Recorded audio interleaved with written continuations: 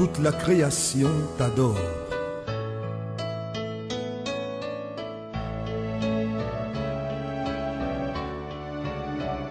Tu es le véritable, au-dessus de tout.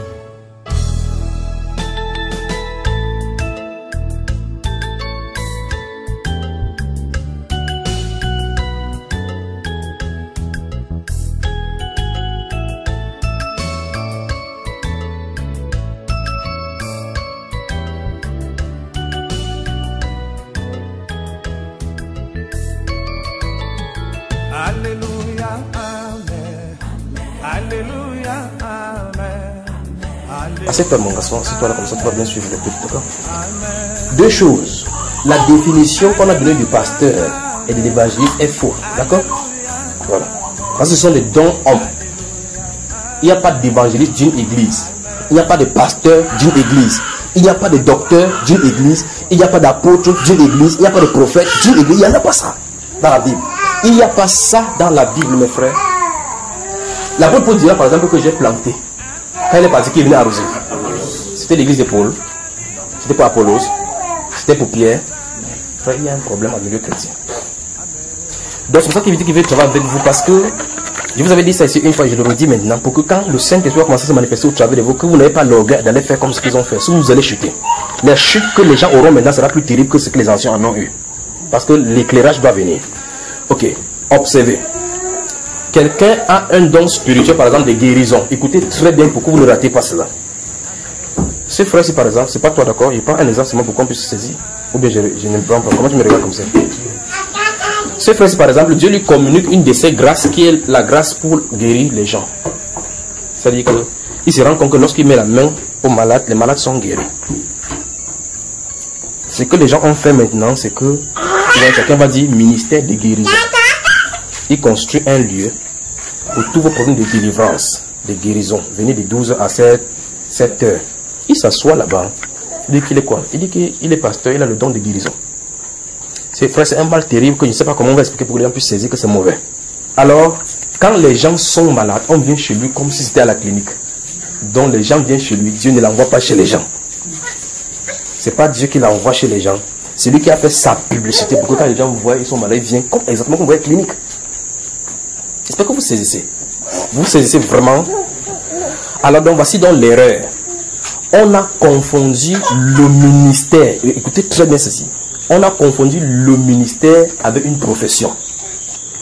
Quand vous voyez, on dit ministère de délivrance et de guérison. Tu viens là-bas. Quand vous vous asseyez, vous regardez la plaque, vous regardez quoi? Qu'est-ce que vous lisez? Ministère de délivrance et de... Donc c'est ici que se trouve la guérison. Oh, cette guérison se trouve plutôt dans un être humain. Pas dans un lieu. Et dans cet être humain, Dieu a mis cela pour qu'il soit à l'intérieur du corps. Pour que si une soeur a besoin de la guérison, Dieu communique cette guérison. De telle sorte que si nous sommes ici, si un frère ici a le don de prophétie, un autre a le don des miracles, des différents prodiges, écoutez très bien ce que je dit. Le frère qui a le don de prophétie ne va pas sortir, aller construire un endroit pour dire que mon ministère c'est le ministère de prophétie. Dieu met ça dans l'église. Vous savez. Alors si c'est fini, j'enseigne, il m'assoit. Quelqu'un a besoin de guérison. Un frère qui a le don de guérison, prie pour ces gens, les gens guéris. C'est ça le ministère. Donc le ministère c'est le service que chacun rend dans le corps. Le ministère c'est le service que chacun rend dans le corps. Je suis en train de faire mon service maintenant. C'est pas que mon ministère c'est ici. Voici, je suis en train de rendre ministère. Partout où je pas pour prêcher, mon ministère de faire mon service. Je sais à quoi j'ai été appelé à faire. Donc je ne vais pas quelque part écrire quelque part que si vous voulez qu'on vous fasse quelque chose, venez ici. Je ne sais pas si vous voyez le mal. Ministère de délivrance, nuit de prière, venez traverser. Vous traversez, vous n'arrivez jamais. Donc c'est ça, je veux éviter ce mal-ci. Faites attention que le Saint-Esprit ne vous communique pas ses grâces, vous allez ouvrir un endroit pour vous-même. Vous devez rester dans le corps. De telle sorte que si vous quittez vos voyages, vous allez à l'homme, vous partagez les frères, et si quelqu'un a besoin de votre grâce là-bas, vous laissez que le Saint-Esprit vous utilise. Point final. N'allez jamais ouvrir votre endroit pour dire désormais, je vous mets mon don, d'abord j'ai mon don de guérison. Faites attention.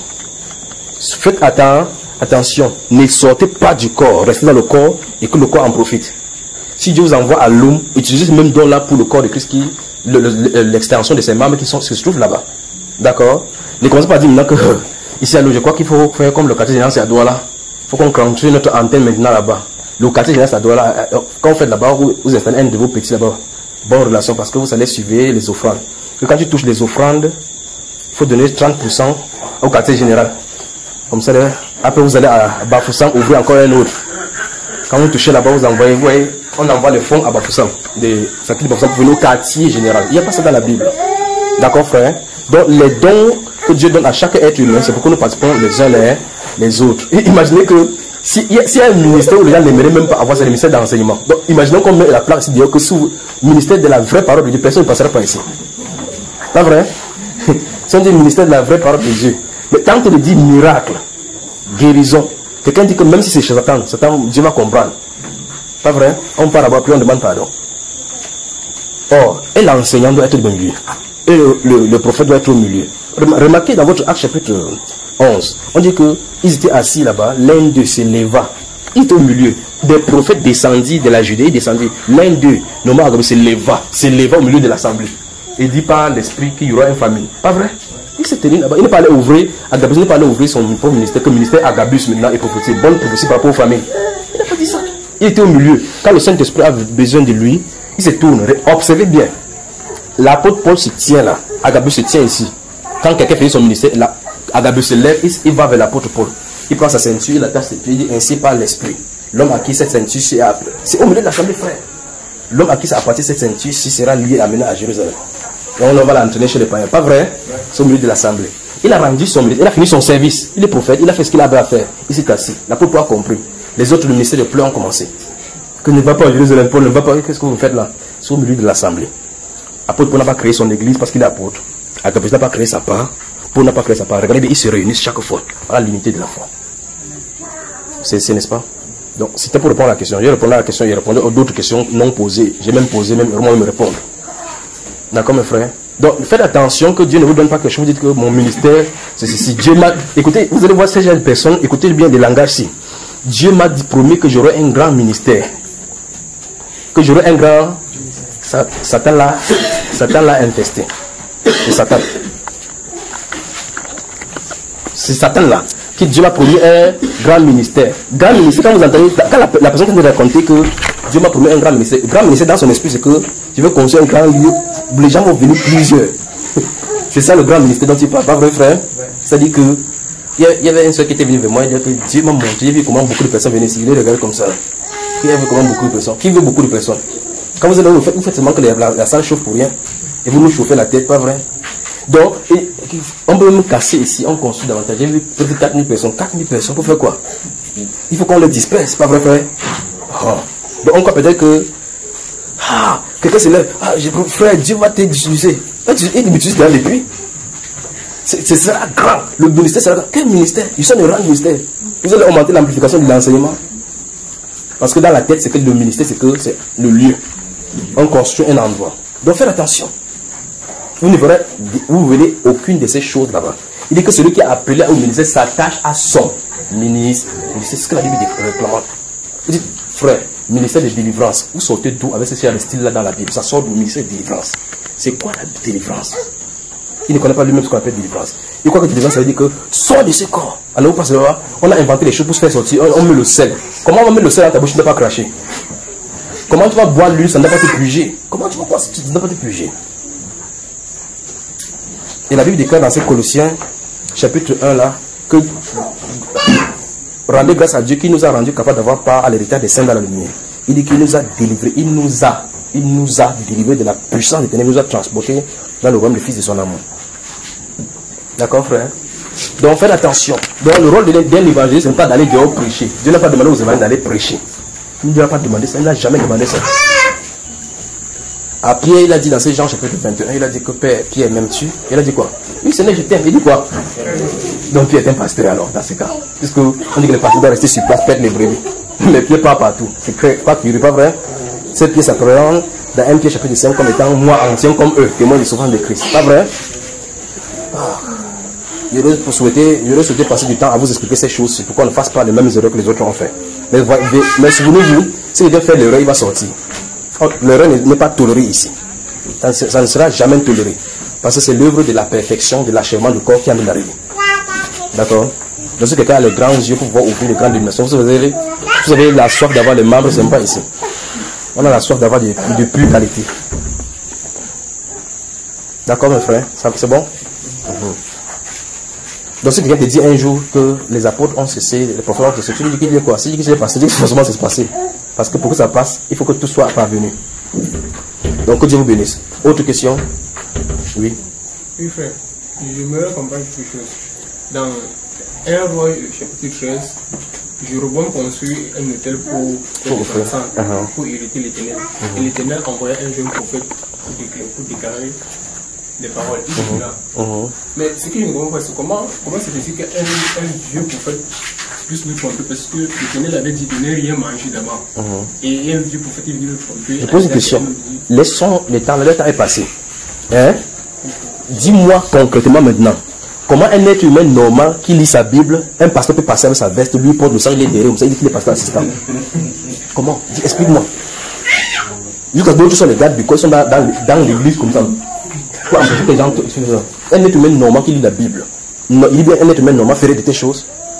Explique-moi pourquoi ils le font. Il est content de prendre la Bible du pasteur. Quand le pasteur, celui qui part déposer maintenant sur sa chair, le pasteur s'assoit et croise le pied. Lui aussi, il a sa propre Bible. Qu'est-ce qui lui arrive, frère? Les esprits n'ont pas changé. Les époques ont changé, les esprits n'ont pas changé. Le même esprit qui était sur le vrai prophète et jeune prophète, ça se trouve aujourd'hui. D'accord? C'est pour cela donc il faut faire attention à ne pas faire l'erreur de ces jeunes prophètes-là, d'aller vers les anciens qui ont commis le faux pour aller les demander de l'enseignement. C'est ce qui va vous tromper. C'est n'est-ce pas? N'est-ce pas? Beaucoup de gens ont l'appel du Seigneur. Qu'est-ce qu'ils font? Ils disent non, vous avez, le sentiment va tuer les gens. Non, c'est le pasteur qui m'a amené en Christ. Ce n'est qu'un instrument. Dieu pouvait utiliser une brochure qui est tombée pour t'amener en Christ. Tu dois aller chaque fois lever le papier que je fais quoi? Je fais quoi? Supposons que vous avez ramassé une brochure quelque part et ça vous a conduit à Christ de la bonne façon. Si vous avez le brochure, chaque fois vous avez votre brochure, c'est le père spirituel. C'est terrible. Alors quand vous allez dire des choses comme ça là, confiez-vous tout seulement au Seigneur. Les jeunes ont la révélation de la manifestation de la parole à ce moment. C'est qu'est-ce qu'ils font? Beaucoup font l'erreur. Ils rentrent le pasteur. Il m'avait renseigné au pasteur. Le pasteur, il ne sait même pas qu'il est dans l'apostasie. Tu vas être le vieux prophète était dans ce lieu, non? Pourquoi Dieu ne l'a pas utilisé pour aller durer à Bourgogne? Il va pas dire à un prophète qu'il n'avait pas, parce que celui-là était dans la compromission sans s'en rendre compte. La preuve de voir qu'il mentait. De temps en temps, il a des réflexes de ainsi par l'Éternel. Ouais, le problème, n'est-ce pas? Il a les réflexes. Parce que si tu es dans le faux, le verset de lui, il finit pas dans ta tête. Il dit bien, un pasteur peut coucher avec une femme de tout, mais pendant qu'il est en train de coucher, il est en train de rire, il vous le dit. Il finit là-bas, il dit Dieu attend, si tu commandes Dieu attend, il finit. Donc ça ne finit pas ça dans la tête. Je vous ai toujours dit que, regardez, si vous voyez les gens qui taillent les fleurs, là, observez, quand on taille les fleurs, ça tombe là, c'est vert. 5 minutes, c'est vert. 1 heure, c'est vert. Ça va pas, il faut que le temps passe. Après, tu vas voir la feuille qui était là, qui disait Amen, Amen baisse. Après un temps, c'est fini, c'est sec. C'est comme ça. Donc, quand on est comme ça, le reste des sèvres là, les réflexes là, donnent le Amen. D'accord? Donc, il ne faut pas qu'on fasse l'erreur de retourner vers le Dieu. Avancer seulement. Jésus a dit qu'on ne coupe pas les habits neufs sur le Dieu ici. Vous comprenez, vous saisissez, n'est-ce pas? Donc, si quelqu'un saisit, il saisit. Autre question? Je voulais savoir comment les mauvais esprits ont accès à Dieu. C'est 1 Roi 22. Quand Dieu avait décidé de faire mourir Akab. Et Zacharie 3.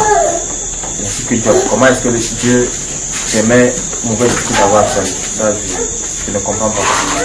Vous avez compris la question du frère là? Vous avez compris sa question? Je pose la question pour que les gens puissent saisir. Je veux savoir comment est-ce que les mauvais esprits ont accès à Dieu pour remplir certaines missions sur les chrétiens.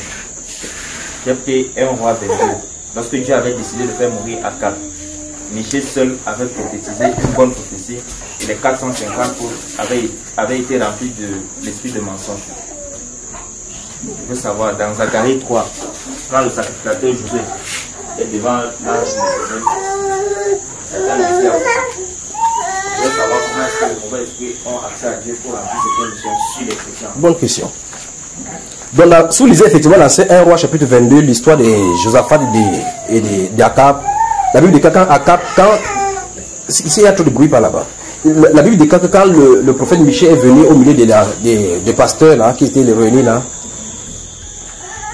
il dit, j'ai vu l'armée du ciel se réunir et l'Éternel se tenant, les anges se tenant à sa droite et à gauche. Il a dit qui ira pour nous, pour séduire afin qu'il monte. Vous voyez là, n'est-ce pas? C'est dans 1 Roi chapitre 22. Donc le frère lui pose la question parce que dans cet événement, Michel dit clairement que l'un disait d'une façon, l'autre disait d'une autre, et puis subitement un esprit impur est sorti. Il a dit que moi j'irai séduire. Le gars a étonné toute l'assemblée parce que toute l'attention est tombée que sur lui. Même Dieu lui-même a Wanda sur lui. Dieu a dit que comment tu vas faire? Il dit tu comprends comment il fait? Je vais le mentir comme ça, il va confirmer. C'est d'abord tu lui le faire. Dieu a dit sors, va et fais ainsi. Après Michel dit on dit que c'est cet esprit-là qui est dans la bouche des prophètes. Quand il a dit ça, un prophète s'est dit quoi? Quand il recevait mon ancien, tu étais là? Non, bam! Que tu vas me dire vraiment si l'ancien, c'est toi qui me l'a donné. Oh frère, cet homme prophétisé par un esprit. Mais le problème c'est qu'il ne savait pas que c'était un esprit démoniaque. Cet aspect-là, je vais enseigner ça ici pour que vous discerniez, pour que vous utilisez le discernement. D'accord? Mais prenons seulement la question du frère. La question maintenant c'est comment un mauvais esprit a-t-il accès à Dieu pour aller au ciel? Maintenant, il me rectifier la chose maintenant. Ils avaient accès, maintenant ils n'ont plus. Quand Christ est mort, ça c'est terminé. Hébreu. Ouvrez la Bible dans Hébreu.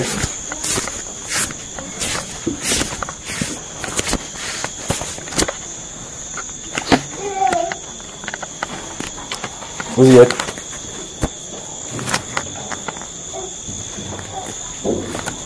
Chapitre 9 de Hébreu. Premier chapitre 9. Donc, regardez. Je n'ai pas le temps de lire Hébreu. Je vais seulement lire cela pour vous montrer quelque chose. Je vais lire rapidement, d'accord? Ok, regardez. Verset 23. Je lis au chapitre 9 de Hébreu, verset 23. La Bible déclare. Ok. Prenons à partir du verset 19. Hein, regardez. J'espère que vous avez votre Bible devant vous. Il peut lire maintenant. Hébreu chapitre 9. Je vais lire à partir du verset 19. Moïse, après avoir prononcé devant tout le peuple tous les commandements de la loi, prit le sang des veaux et des boucs avec de l'eau, de la laine écarlate et de l'hysope. Et il fit l'aspersion sur le livre lui-même et sur tout le peuple en disant: ceci est le sang de l'alliance que Dieu a ordonné pour vous. Verset 21. Il fit pareillement l'aspersion avec le sang sur le tabernacle et sur tous les ustensiles du culte. Et presque tout, d'après la loi, est purifié avec du sang. Et sans effusion de sang, il n'y a pas de pardon. Écoutez très bien maintenant. Écoutez le verset 23. Il était donc nécessaire, puisque les images des choses qui sont dans les cieux devaient être purifiées, de cette manière que les choses célestes elles-mêmes le fussent par les sacrifices plus excellents que ceux-là. Amen. Pourquoi les cieux devaient être purifiés? Donc la Bible nous dit clairement ici que Dieu a dû, Jésus-Christ après sa mort, a dû aller dans le ciel pour mettre son sang pour purifier le ciel. C'est ce que la Bible dit là, frère. Pourquoi a-t-il purifié le ciel? On dit lesquels célèbrent un culte qui est image des choses célestes. Donc, ce que Moïse faisait sur la terre, c'est parce que ce style de culte, c'est ça qui se passe en haut. D'accord? Les images, parce qu'il lui avait été dit que faites d'après le modèle que tu as vu en haut, la présentation qui t'avait été montrée. On dit donc que maintenant, Christ, lui, non seulement il a purifié, lisez jusqu'au chapitre 10. On dit qu'il a inauguré une voie nouvelle au travers de la voie de sa chair. D'accord? Alors maintenant, Christ non seulement a purifié ceux qui sont sanctifiés. Comme 1 Corinthiens chapitre 6, le verset 11 le dit. Mais vous avez été lavés, mais vous avez été justifiés, mais vous avez été purifiés, vous étiez d'abord fornicateurs, ainsi de suite. D'accord? On dit non seulement il a fait ça, il a purifié aussi le ciel. Je ne sais pas si vous lisez la Bible, vous vous arrêtez souvent. Alors, il est allé dans le ciel pour purifier le ciel à cause de ces incursions des esprits impurs. À cause de ces incursions des esprits impurs, parce que le ciel a été souillé. D'accord, frère? Alors donc, depuis donc là, ils n'ont plus accès de cette façon-là, comme dans l'Ancien Testament. Ils n'ont plus accès. D'accord? Ils n'ont plus accès. Maintenant, ils peuvent défendre. Quel que soit ce qu'ils vont faire maintenant, à partir du ciel où c'est la région où Satan occupe jusqu'en bas, ils vont faire tout seulement d'après la volonté de Dieu. Pourquoi? Parce que la Bible dit dans Colossiens chapitre 2 qu'il a dépouillé les dominations et les autorités. Il les a dépouillées. Ça règle le problème. Si vous comprenez. Dans le chapitre 2 de Colossiens verset 10, la Bible dit que Christ est le chef de toute autorité et de toute domination. On a tout pleinement en lui. Donc maintenant, il a tout pouvoir dans les cieux et sur la terre totalement. Donc quelque chose que Satan va faire ici, c'est souvent sa volonté. Il n'a pas besoin de discuter avec lui, d'accord? Comme dans ce livre de Job de que tu parles là. Il n'a plus ça, c'est terminé. Il a été jugé. Le prince de ce monde-ci est jugé. Donc il n'a plus de demande à faire à Dieu. il va seulement utiliser ces derniers soubresauts maintenant pour faire des incursions dans le camp des saints. Mais il n'a plus cette autorité. D'accord, mon chef, frère? D'accord. Autre question? Oui. Oui. Dans Amos au chapitre 7, Oui. Amos dit qu'il n'est pas prophète, Oui. ni fils de prophète. Oui. Il est un berger et il cultive des sycomores. Oui. Dans Luc 19, Zachée est monté sur un sycomore. La relation, qu'est-ce que ça représente un sycomore? Bonne question, va étudier. C'est bon, ça montre qu'il y a quelque chose, il y a une lumière qui va s'allumer dans ton esprit. Ça montre qu'il y a une lumière qui va s'allumer dans ton esprit, d'accord? Continue sur ce que Dieu te montre, c'est pourquoi il t'a attiré. Autre question?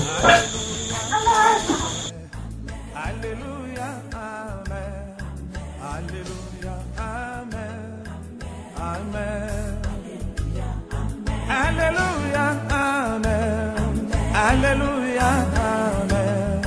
Alléluia, amen. Amen. Adorons les rois. Adorons les rois. Adorons les rois. Amen. Azalis, amen. Azalis, amen. Azalis, amen. Amen.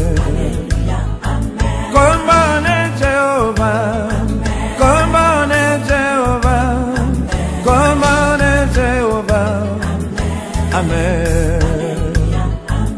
Azali awa, elangana biso. Azali awa, amen. Alléluia, amen. Alléluia, amen. Alléluia, amen. Amen.